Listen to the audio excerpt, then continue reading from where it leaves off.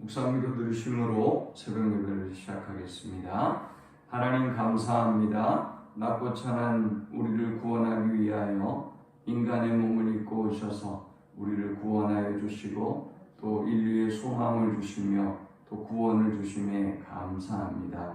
주님의 오심을 기뻐하며 새벽을 깨우는 주의 백성들을 축복하시고 주의 오심으로 말미암아 온 인류의 빛과 소망과 평화가 시작되게 하시고 넘쳐나게 하시고 주님의 구원의 기쁨을 누릴 수 있도록 인도해 주옵소서. 흑암 중에 있는 또 고통 중에 있는 주의 백성들을 찾아가 위로하시고 새 힘으로 새 은혜로 덮어 주옵소서. 예수님의 이름으로 기도합니다. 아멘. 찬송 115장 드리겠습니다. 기쁘다 구주 오셨네. 만백성 맞으라 온 교회여 다 일어나 다 찬양하여라 다 찬양하여라 다 찬양하여라. 구세주 탄생했으니 다 찬양하여라. 이 세상에 만물들아 다 화답하여라 다 화답하여라 다 화답하여라. 온 세상 죄를 사하려 주 예수 오셨네. 죄와 슬픔 몰아내고 다 구원하시네 다 구원하시네 다 구원하시네. 은혜와 진리 되신 주 다 주관하시니 만국 백성 구주 앞에 다 경배하여라 다 경배하여라 다 경배하여라.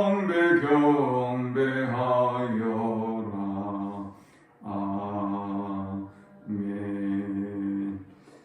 오늘 이 시간에 주시는 살아계신 하나님의 말씀은 신약성경 누가복음 2장 1절에서 14절의 말씀입니다. 그때 가이사 아구스도가 영을 내려 천하로 다 호적하라 하였으니 이 호적은 구레뇨가 수리아 총독이 되었을 때에 처음 한 것이라.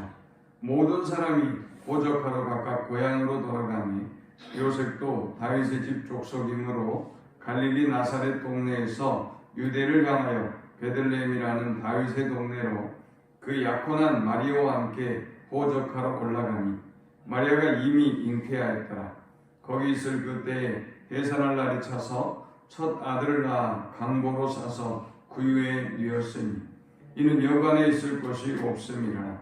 그 지역의 목자들이 밤에 밖에서 자기 양떼를 지키더니 주의 사자가 곁에 서고 주의 영광이 그들을 두루 비추매 크게 무서워하는지라. 천사가 이르되 무서워하지 말라. 보라, 내가 온 백성에게 미칠 큰 기쁨의 좋은 소식을 다윗에게 전하노라. 오늘 다윗의 동네에 너희를 위하여 구주가 나셨으니 곧 그리스도 주시니라. 너희가 가서 강보에 쌓여 구유에 뉘어있는 아기를 보리니 이것이 너희에게 표적이니라 하더니 호련히 수많은 천군이 근처사와 함께 하나님을 찬송하여 이르되 지극히 높은 곳에서는 하나님께 영광이요 땅에서는 하나님이 기뻐하신 사람들 중에 평화로다 하니라. 아멘. 오늘은 주님이 오신 온 인류의 빛과 소망으로 오신 성탄절입니다. 오늘 주님의 오심이 왜 이렇게 온 인류에게 소망이 되고 또 큰 기쁨의 좋은 소식이 되는지 본문을 통해서 세 가지로 묵상하고 은혜를 나누고자 합니다. 세상 사람들은 자신의 욕심을 위해서 자신의 권세를 동원해서 다른 사람들에게 고통과 아픔을 안겨줍니다. 오늘 이 본문에 등장하는 가이사 아구스도라는 사람은 옥타비아누스입니다. 이 사람은 힘으로 로마의 힘으로 세계의 평화를 만들어 보려고 했던 사람입니다. 또한 본문에 등장하는 구레뇨라고 하는 시리아 지역을 담당하는 이 총독은 많은 세금을 거두어내기 위해서 호정령을 내립니다. 호정령은 많은 세금을 걷기 위해서 사람들에게 본적에 가서 호적을 신고하도록 한 것입니다. 이 호정령을 내려놓으니까 그것도 사람들의 편의를 위해서 내려놓는 것이 아니라 힘을 가진 자가 그냥 연약한 백성들에게 그 기간 안에 호적을 신고해라 라고 강압적으로 명령하고 요구한 것입니다. 그러니 어떻게 될까요? 온 유대 사회가 엉망이 된 겁니다. 여행객들, 이동객들로 엉망이 돼서 예수님이 나실 만한 곳도 얻지 못했던 것입니다. 이렇게 자신들은 자신의 힘으로 평화를 만들고 그리고 더욱더 부강한 나라를 만들기 위해서 많은 세금을 사람들에게 평화를 주기 위해서가 아니라 자신들이 힘으로 나라를 부강하게 만들고 평화를 주기 위해 평화를 인위적으로 만들어 보기 위해서 이 사람들은 호정령을 내렸단 말이죠. 그런데 참 놀랍죠. 주님은 베들레헴에서 태어나신다는 말씀이 이미 구약 성경에 예언되어 있어요. 그리고 이 요셉과 마리아도 이 호정령 때문에 임신한 상태에서 할 수 없이 베들레헴으로 이동하게 됩니다. 그리고 베들레헴에서 주님은 태어나게 됐어요. 인간의 힘 그리고 인간의 욕심이라고 하는 것이 단지 하나님의 말씀을 성취하는 수단에 불과하다는 것을 알 수가 있어요. 인간은 자기가 하고 싶은 대로 하는데 자기 야망대로 자기 욕심대로 사람들을 고려하거나 또 성경을 고려하거나 하지 않아요.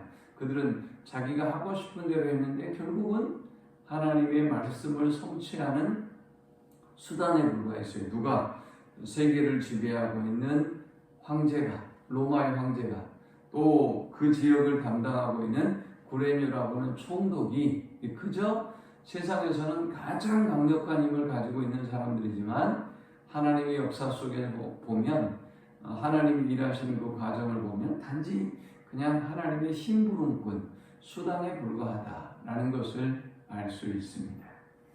두 번째, 우리는 이 본문을 통해서 힘에 의한 평화는 고통을 동반하지만 예수님의 오심은 온 백성에게 미친 큰 기쁨의 좋은 소식이다라는 걸 알 수 있어요. 사람들은 힘을 가지고 평화를 만들어 보려고 해요. 그래서 다른 땅을 침범하고 그리고 부강한 나라를 만들고 힘 있는 나라를 만들어 보려고 하죠. 그러나 그것은 착취당하는 사람의 고통을 동반할 수밖에 없어요. 우리가 다른 나라를 정복해서 전쟁을 없애고 그리고 모든 나라를 평정해서 평화를 이루려고 한다면 그것은 반드시 착취당하는 나라, 패배한 나라의 고통을 가져다 줄 수밖에 없는 것이죠. 로마가 만들려고 했던, 로마가 세상에 끼치려고 했던 이 평화라고 하는 것은 힘에 의한 평화예요. 그러니까 결국은 이스라엘이든 아니면 주변에 있는 많은 나라들에게는 자신들은 평화라고 생각하지만 힘에 의해서 만들어낸 평화라고 생각하지만 그것은 피지배국에 의하면 지배를 당하는 나라에 의하면 큰 고통에 지나지 않았다라는 것을 알 수 있어요. 그러나 주님의 오심은 어떻습니까? 온 백성, 이건 피해를 끼치는 사람이 없다는 얘기죠. 온 인류에게 미칠 수 있는 큰 기쁨의 좋은 소식이다 했어요. 소외된 사람도 없고요, 고통을 당하는 사람도 없고요, 또 아파하는 사람도 없어요. 주님의 오심을 온 인류가 함께 기뻐하는 이유가 여기에 있어요. 주님이 오신다고 누가 고통받는 사람이 있나요?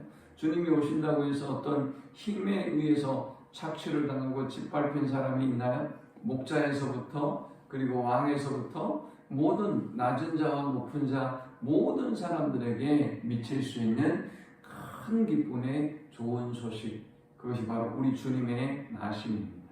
마지막 세 번째 우리가 이 본문을 통해서 얻을 수 있는 영적 교훈은 구원의 역사는 주의 오심을 기뻐하는 자들에게 임한다라는 것입니다.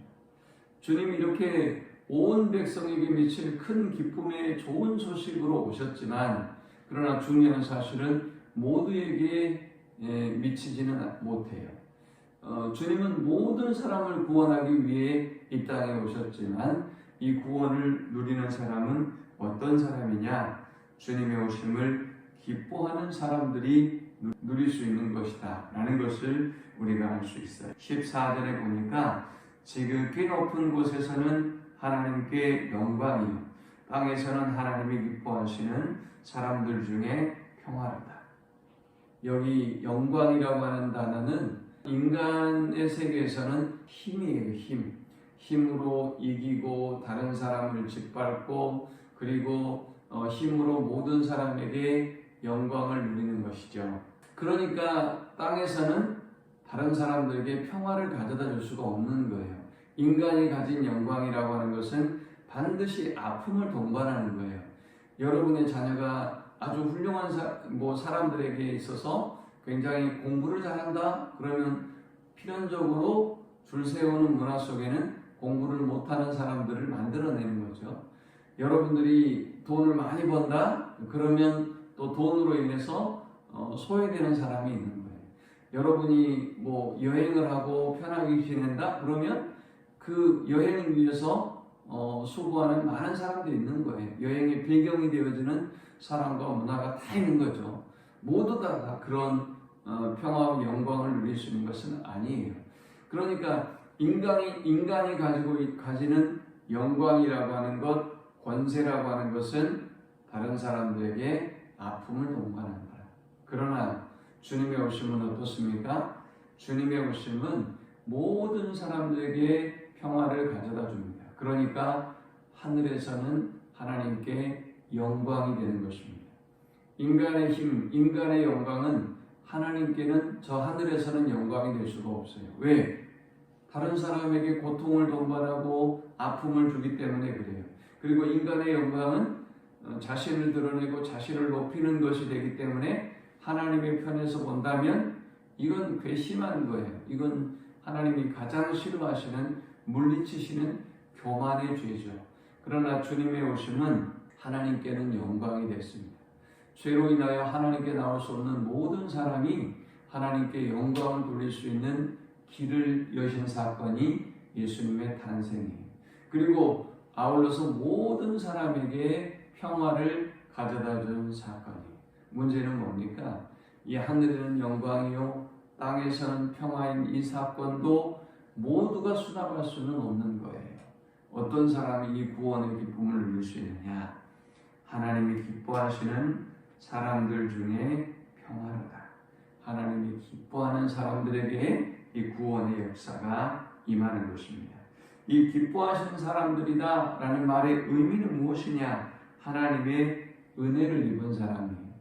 하나님의 절대적인 주권으로 은혜를 주신 사람, 하나님이 기뻐하는 사람들, 그들에게 하나님의 구원이 임하는 것입니다. 저와 여러분을 하나님이 기뻐하시고 저와 여러분에게 하나님이 구원의 은혜를 주신 것 얼마나 큰 축복이고 은혜인지 몰라요.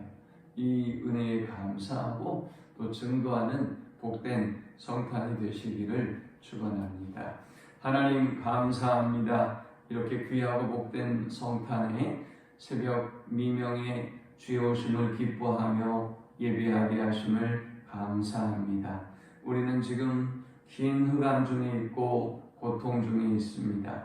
주님, 주님의 오심의 증인으로 우리를 세우시고 먼저 주님을 만나게 해주셨사오니 주님의 오심을 증거하고 선포하는 저들이 되게 하시고 오늘도 하나님 지치고 힘든 세상 속에서 우리에게 큰 기쁨의 좋은 소식으로 온 백성에게 미칠 평화와 영광의 소식으로 임하신 주님을 누리고 증거하는 하루가 되게 하여 주옵소서. 예수님의 이름으로 기도합니다. 아멘. 지금은 우리 주님 예수 그리스도의 크신 은혜와 성부 하나님의 극진한 사랑과 성령의 인도 교통 충만케 하시니 주님의 오심을 기뻐하고 감사하며 주님의 오심의 증인으로 살기를 소망하는 모든 성도들의 머리 위에 지금부터 영원토록 함께 있을지어다. 아멘.